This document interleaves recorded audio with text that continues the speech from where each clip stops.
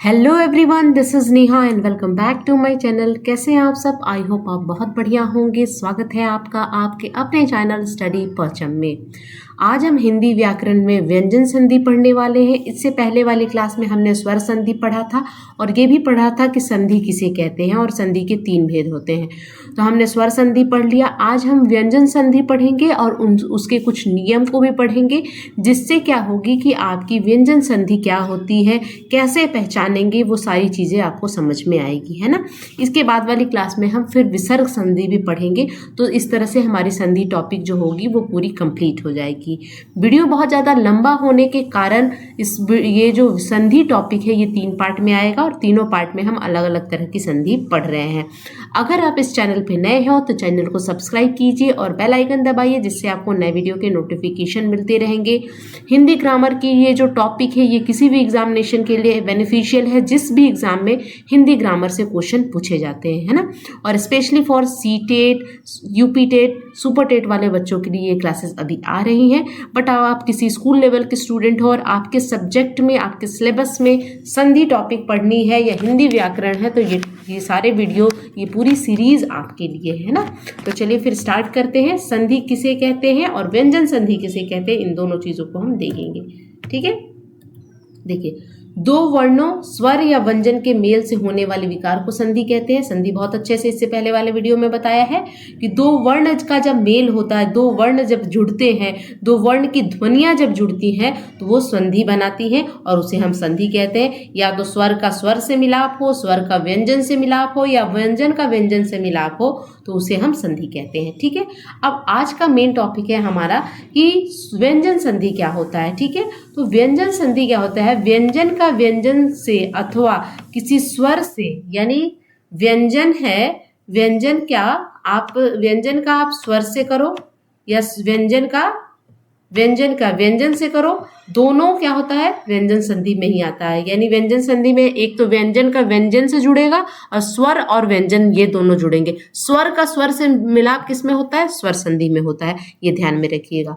तो व्यंजन संधि में व्यंजन का व्यंजन से मिलाप या व्यंजन का स्वर से, यानी व्यंजन यहाँ पे डोमिनेट करेगा। व्यंजन आपको हर जगह देखने को मिलेगा। कितने व्यंजन है कमेंट सेक्शन में मेंशन कीजिएगा, पिछली क्लास में मैंने आपको बताया था। और स्वर की संख्या कितनी है ये भी आप बताइएगा। ठीक है, तो होने से तो हमने क्या पढ़ा कि स्वर का व्यंजन से या अथवा किसी स्वर से, यानी व्यंजन का व्यंजन से अथवा किसी स्वर से मेल होने पर जो परिवर्तन होता है उसे हम व्यंजन संधि कहते हैं। उदाहरण यहाँ पे आप देखिए, उत और ये क्या है? हिरण। उत धन हिरण उद्धरण हो जाता है। अब उत जो हम पढ़ रहे हैं, त पढ़ रहे हैं, तो त पढ़ने में हमारा कौन सी ध्वनि आ रही है? अ की ध्वनि आ रही है। और ह क्या है? एक व्यंजन है। तो यहाँ पे स्वर और व्यंजन मिल रहा है। आप ये मत समझिए कि यहाँ पे व्यंजन और व्यंजन मिल रहा है। यहाँ पे उत अगर आप बोल रहे हो तो उत बोलने में अ की ध्वनि लास्ट में आपको आ रही होगी। तो अ है यानी स्वर हो गया, और यहाँ पे ह क्या होता है? व्यंजन हो गया। यहाँ पे स्वर और व्यंजन मिलने से उद्धरण बना, तो यहाँ पे व्यंजन संधि का ये क्या है? उदाहरण है। अनुधन छेद, अनु, नू आ रहा है, यानी ऊ की मात्रा यहाँ पे आ रही है, तो यहाँ भी स्वर हो गया। और ये छ क्या हो गया आपका? बताओ, ये छ हो गया व्यंजन। अनुधन छेद अनुच्छेद बनता है। सम धन लग्न संलग्न बनता है। ठीक है, तो इस तरह से हम व्यंजन संधि का संधि करते हैं और व्यंजन संधि को समझते हैं। ठीक है, अब यहाँ पे कुछ बहुत सारे नियम हैं आपको व्यंजन संधि में पढ़ना है। अगर आप एक बार नियम समझ गए तो आप कितनी भी डिफिकल्ट व्यंजन संधि से रिलेटेड क्वेश्चन आ जाएगा, आप पढ़ लोगे, बना लोगे, आप सही करके आओगे। सबसे पहले हम पहला नियम देखेंगे, है ना। और नियम पढ़ने के बाद जितना ज़्यादा आप प्रैक्टिस कर सकते हो ना, आप करना।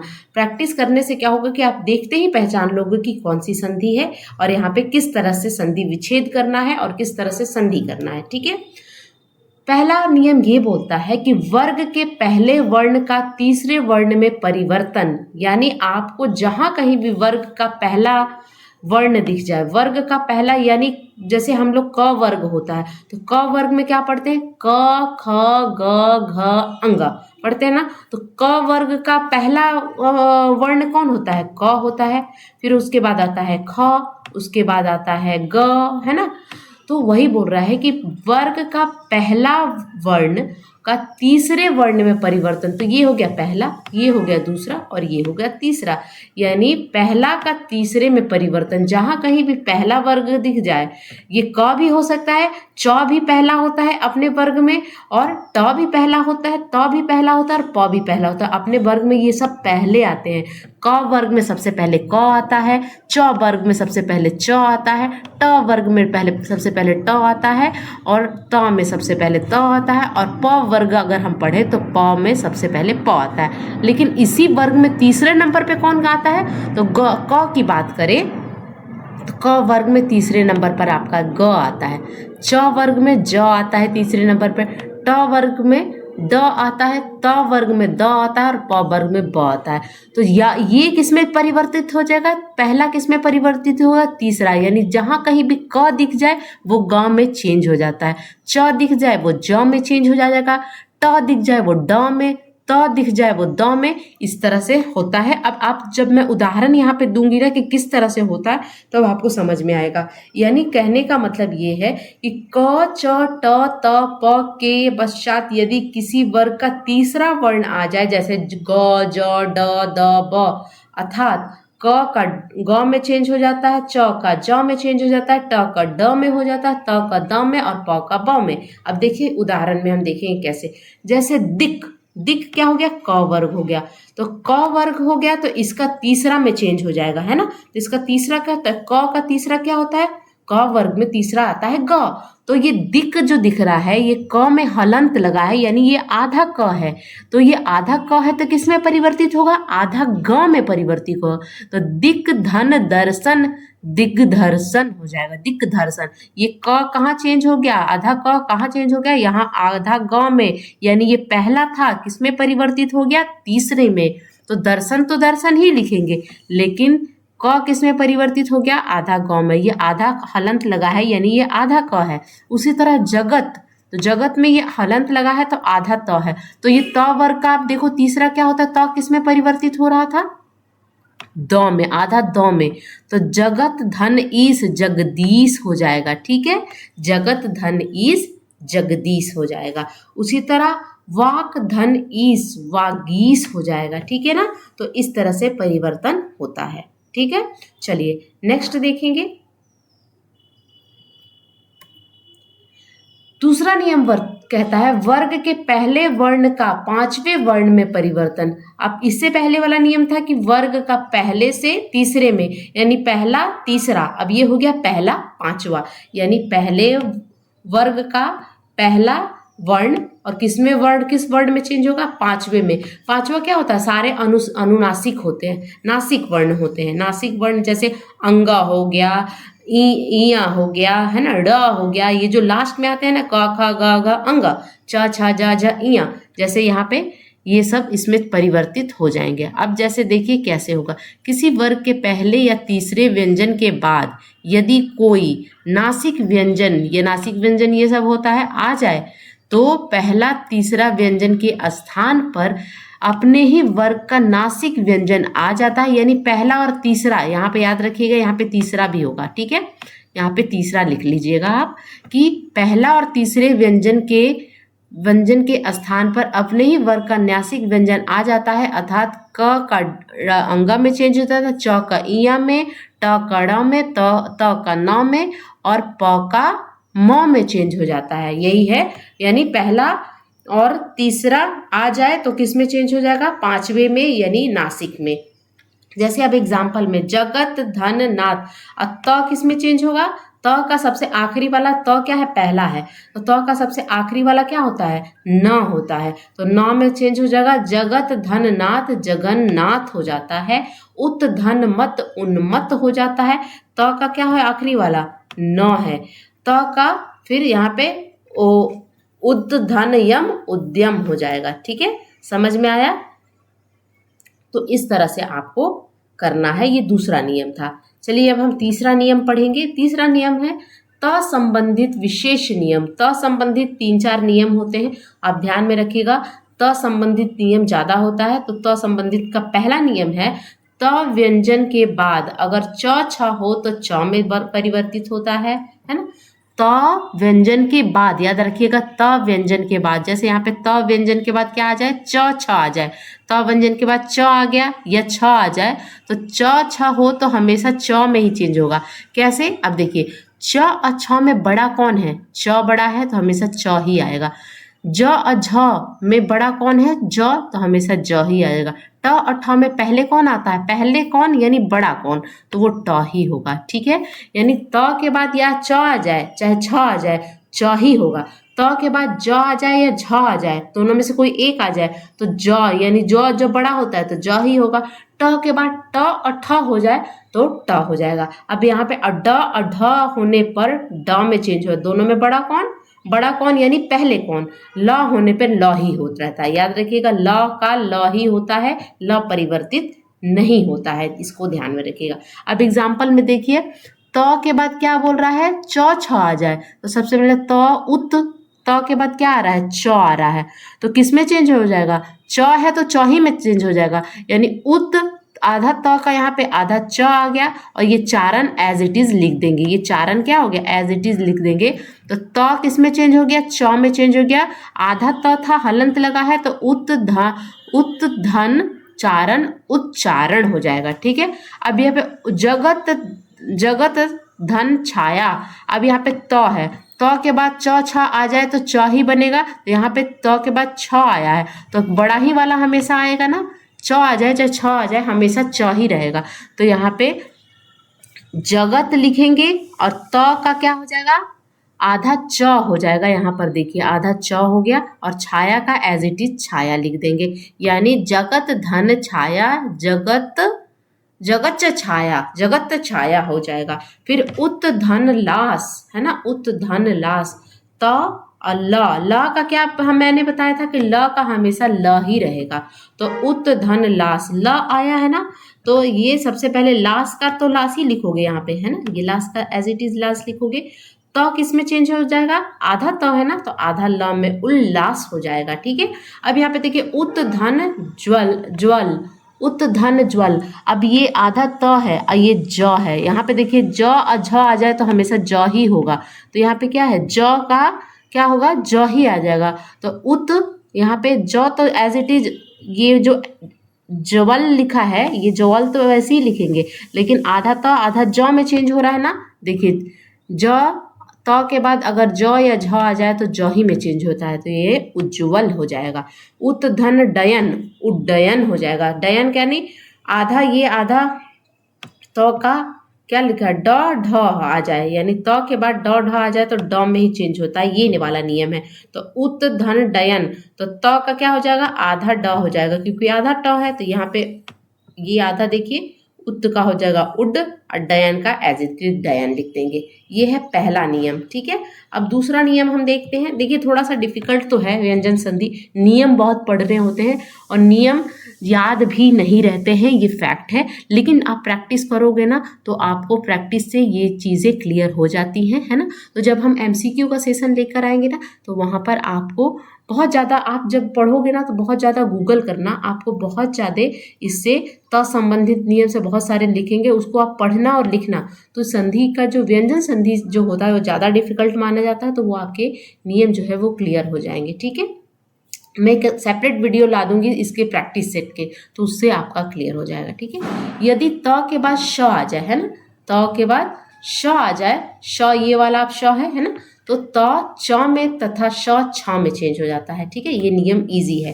त के बाद क्या आ जाए, श आ जाए, है ना, यानी ये त के बाद क्या आ जाए, श में आ जाए, तो त किस में चेंज होता है, च में, तो त किस में चेंज होगा, च में चेंज हो जाएगा, और श किस में चेंज होगा, छ में, श किस में चेंज होगा, छ में।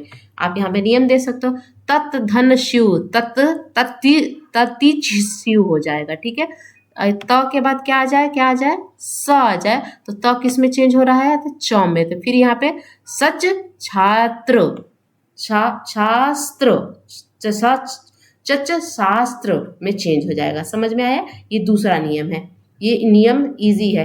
त के बाद श आ जाए तो त च में चेंज हो जाता है और श छ में चेंज हो जाता है। ठीक है, नेक्स्ट देखेंगे तीसरा नियम, त के बाद ह व्यंजन आए तो त द में परिवर्तित हो जाता है, त के बाद ह आए, देखना पड़ेगा कि तौ के बाद ह आ रहा है तो तौ द में चेंज हो जाएगा, इस चीज़ को देखिएगा। और ध जो है वो ह में चेंज हो, ह जो है वो ध में चेंज हो जाएगा। अब देखते हैं तत् धन हित, तौ के बाद क्या आ गया, ह आ गया। तौ के बाद क्या बताया था, ह आ जाएगा।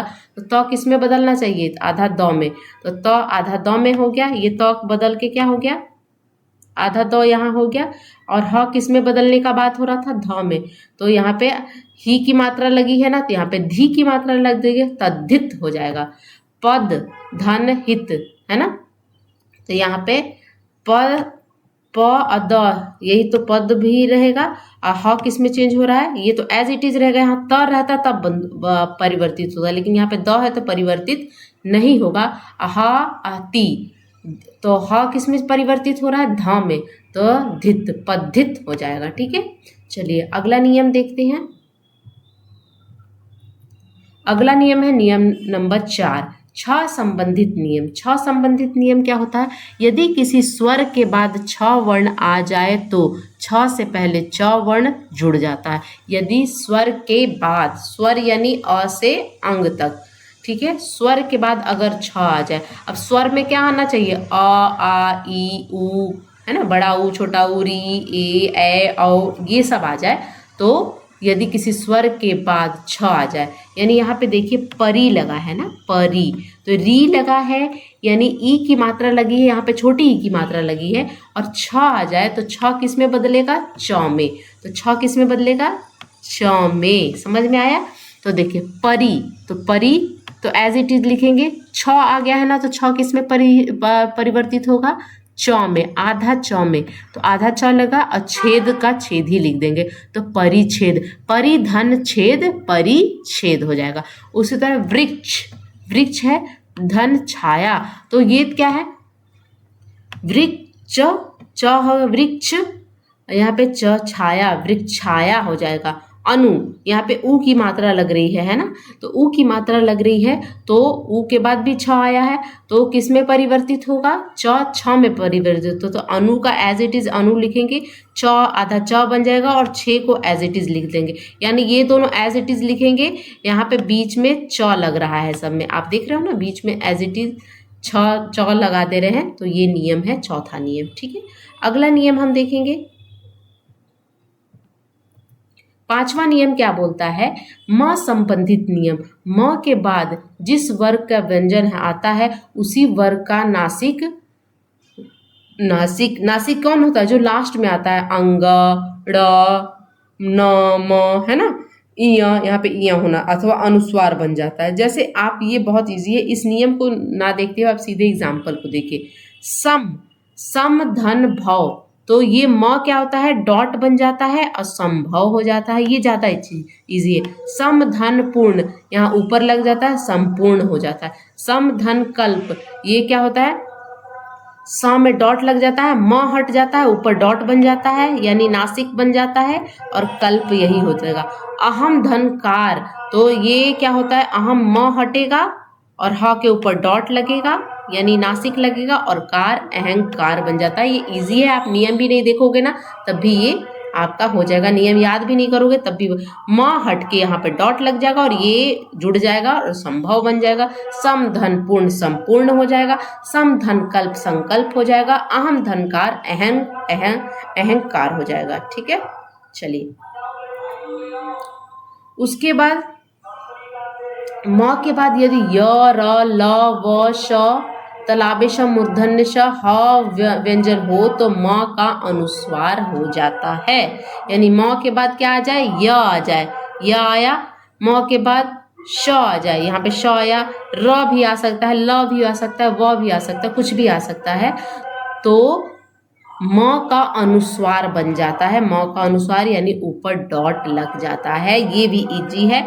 सम धन योग संयोग बन जाता है, आप इनमें से कोई भी आ सकता है, य आ जाए, यहाँ पे अ आया तो यहाँ पे श वाला आ गया है, र वाला भी आ गया है, ह वाला भी आ गया है। ठीक है, तो इससे रिलेटेड आप एग्जाम्पल देखोगे तो समझ में आ जाएगा। तो देखिए सम धन योग संयोग हो जाता है, सम धन शय, यहाँ पे शय आ गया ना, तो ये डॉट बन जाता है, ऊपर संशय हो जाता है। सम धन रचना संरचना हो जाता है, सम धन हार संहार हो जाता है। ठीक है, तो ये आप देखना कि म के बाद य र ल व और ये श श ह आ जाए तो ध्यान में रहेगा। तो म आधा म यानी डॉट भी डॉट ऊपर लग जाएगा यानी अनुस्वार बन जाएगा। ठीक है, आज का आखिरी नियम पढ़ेंगे। यदि श व्यंजन से पूर्व अ आ से भिन्न कोई भी स्वर आ जाता है तो श का परिवर्तन श में यानी षटकोण वाले श में हो जाता है। जैसे यानी आपको श के बाद क्या, श के पूर्व यानी पहले, ध्यान रखिएगा, श के पहले अ और आ को छोड़ के भिन्न यानी अ और आ वाला ध्वनि नहीं देखना है। इसके अलावा छोटी ई, बड़ी ई, छोटा ऊ, बड़ा ऊ, ये सब देखना है ना। भिन्न स्वर आ जाए यानी अ और आ को छोड़ के कोई भी स्वर आ जाए तो ये जो श है यानी सपेरा वाला श षटकोण वाले श में परिवर्तित हो जाता है। आप एग्जाम्पल में देखिए, अभी, है ना, अभी कौन सी ध्वनि आ रही है, ई की ध्वनि आ रही है, छोटी ई की ध्वनि आ रही है। तो अ और आ की ध्वनि तो नहीं आ रही, आपको इन दोनों की ध्वनि नहीं आनी चाहिए, इसके अलावा कोई भी ध्वनि है। तो अभी धन शेक, तो श किसमें परिवर्तित हो जाएगा, तालाब, ये षटकोण वाले श में तो यहाँ पे अभिषेक हो जाएगा। नी, यहाँ भी छोटी ई की ध्वनि आ रही है, शे निषेध हो जाएगा। अनु, यहाँ पे क्या आ रहा है, अनु, ऊ की ध्वनि आ रही है, तो ये श किसमें हो जाएगा, इस वाले श में परिवर्तित हो जाएगा। ये आखिरी नियम था, है ना। तो सिंपल सी बात ये है कि व्यंजन संधि को अगर आपको समझना है तो ज़्यादा से ज़्यादा प्रैक्टिस कीजिए, और इससे रिलेटेड मैं एक वीडियो ला दूंगी जिसमें आपको सिर्फ प्रैक्टिस करना रहेगा, है ना।